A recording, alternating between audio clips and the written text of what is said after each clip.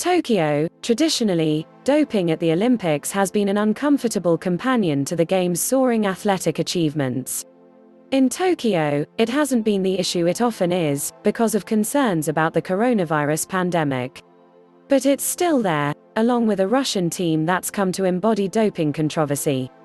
There's a joke that's been going around at these Olympics: when has there ever been so much talk about positive tests, and not have it be about performance-enhancing drugs?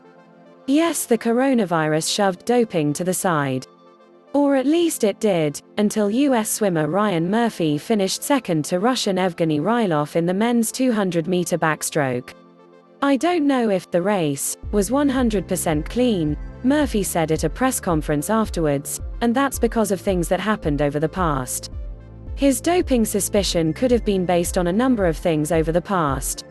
In 2016, the revelation that Russia had been running a state-sponsored doping system, which Russia has always denied. Also in 2016, a widespread drug testing failure, not just in Russia, before the Rio de Janeiro Olympics. Travis Tygart, CEO of the US Anti-Doping Agency, says the failure happened in 10 sports considered high risk for doping, including swimming and track and field.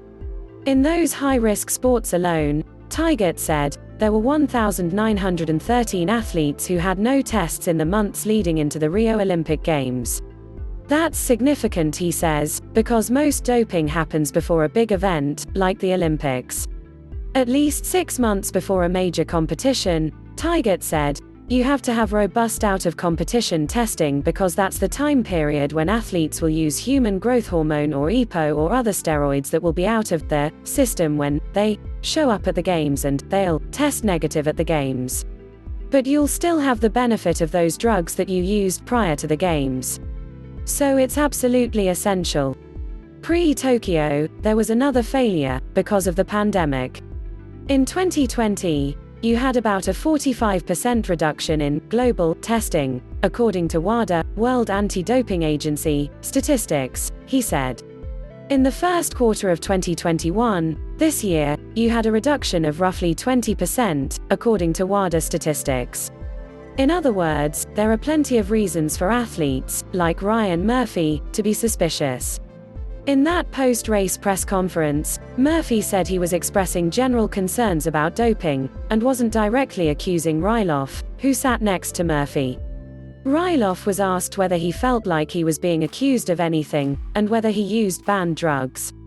"I have always been for clean competition," Rylov said through an interpreter. "I am always tested. So from the bottom of my heart, I am for clean sports." But the fact is, his country is being punished for a third straight Olympics for being not clean. And punished, critics say, is a relative term.